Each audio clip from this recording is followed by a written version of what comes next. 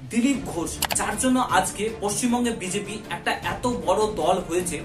দিলীপ ঘোষ, যার জন্য আজকে বিজেপি সবচাইতে বড় বিরোধী দল হিসাবে দেখা যায় এবং ভাবা যাচ্ছে আগামী 2026 সালে বিজেপি পশ্চিমবঙ্গে সরকার গড়তে চলেছে। সেই দিলীপ ঘোষই নাকি এখন শোনা যাচ্ছে যে টিএমসিতে যোগদান করতে চলেছে আগামী 21শে জুলাই।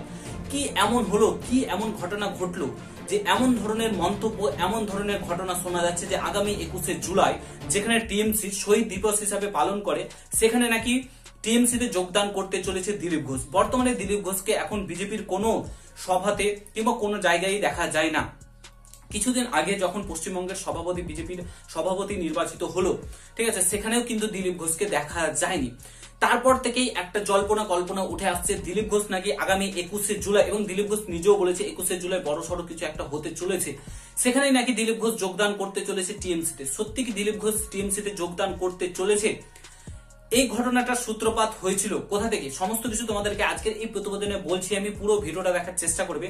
আর তোমরা যদি এই চ্যানেলে নতুন হও, অবশ্যই চ্যানেলটাকে সাবস্ক্রাইব করে পাশে থাকা বেল আইকনটাকে প্রেস করে দেবে। যখন আমি নতুন ভিডিও আপলোড করবো তার নোটিফিকেশন সর্বপ্রথম পেতে অতি অবশ্যই চ্যানেলটাকে সাবস্ক্রাইব করে দেবে। ফার্স্ট অফ অল, এটার সূত্রপাত হয়েছিল দীঘায় যখন জগন্নাথ মন্দিরের উদ্ঘাটন হয়, সেখান থেকেই কিন্তু সূত্রপাত হয়েছিল। প্রত্যেককে আমন্ত্রণ করা হয়, টিএমসির বিরোধী দলনেতাগুলোকে, অর্থাৎ বিজেপিকে ইনভাইট করেছিল, প্রত্যেকেই কিন্তু কেউ যায়নি, গিয়েছিল কে, দিলীপ ঘোষ এবং তার স্ত্রী গেছিল।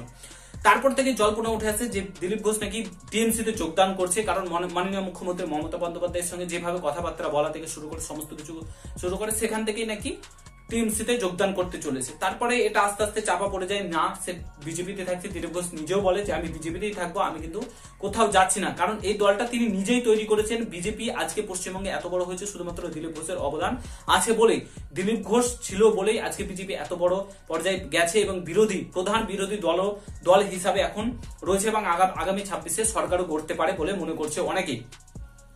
তো সেই দিলীপ ঘোষই এখন বর্তমানে শোনা যাচ্ছে টিএমসিতে যোগদান করছে। দীঘায় জগন্নাথ মন্দিরের উদ্ঘাটনে যাওয়ার পর থেকেই তোমার এই ধরনের ঘটনা উঠে আসছে এবং প্রত্যেকে বলছে দিলীপ ঘোষ আগামী 21শে জুলাই, যেখানে তোমার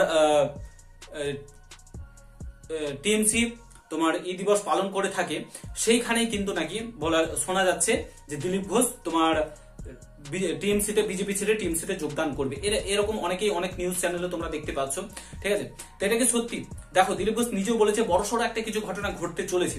তবে আশা করা যাচ্ছে যে দিলীপ ঘোষ না, টিএমসি ছেড়ে বিজেপিতে যাবে না। কারণ এটা ভাবা যাচ্ছে এই কারণে, কারণ বর্তমানে যতগুলো সভা হয়েছে বিজেপি, যতগুলো অনুষ্ঠান হয়েছে, সেখানে কোথাও দিলীপ ঘোষকে দেখা যায়নি। দিলীপ ঘোষের দূরত্ব শুভেন্দু অধিকারী থেকে শুরু করে, সুকান্ত ভট্টাচার্য থেকে শুরু করে, সুকান্তর কাছ থেকে শুরু করে প্রত্যেকের কাছে তোমার দূরত্ব কিন্তু দেখা যাচ্ছে। কোথাও তাকে দেখা যাচ্ছে না দিলীপ ঘোষকে, কোনো আচার অনুষ্ঠানে তোমার বিজেপি দেখা যাচ্ছে না। তো সেখান থেকেই একটা মানে ইঙ্গিতপূর্ণ মন্তব্য বলো কিংবা উস্কানিমূলক মন্তব্য বলা যাচ্ছে দিলীপ ঘোষ নাকি টিএমসিতে যোগদান করছে এবং 21শে জুলাই আগামী বড় সড় কিছু ঘটনা ঘটতে চলেছে। তো না, দিলীপ ঘোষ তোমার টিএমসিতে যোগদান করছে না, তিনি একদম স্পষ্ট বার্তা দিয়ে দিয়েছেন তিনি বিজেপিতে থাকবে, কারণ তিনি নিজে দলটাকে তৈরি করেছেন। তিনি কোনো মতেই টিএমসি ছেড়ে বিজেপি ছেড়ে টিএমসিতে যাবেন না। সে মত পার্থক্য থাকতেই পারে দলের মধ্যে, সেটাকে আশা করি প্রত্যেকে ঠিক করে নেবে, সভাপতি থেকে, বিজেপির সভাপতি থেকে শুরু করে প্রত্যেকে ঠিক করে নেবে। কিন্তু তিনি টিএমসি ছেড়ে, বিজেপি ছেড়ে টিএমসিতে তিনি যাচ্ছেন না, এতটুকুই আপডেট আপাতত রয়েছে। আগামী 21শে জুলাই দেখা যাবে কি হবে না হবে, ঠিক আছে। শহীদ দিবস হিসেবে যেহেতু টিএমসি পালন করে থাকে এবং আমরা সেখানে কি দেখে থাকি, আমরা সেখানে শহীদ দিবসের জায়গায় দেখে থাকি বিরিয়ানি, ডিম ভাত খাওয়ার জন্য তোমার গাড়িতে করে লোক নিয়ে যায়, ট্রেনে লোক নিয়ে যায় ফ্রিতে। তো যাই হোক, আশা করি বুঝতে পারছো, পুরোটাই আমি তোমাদেরকে বললাম।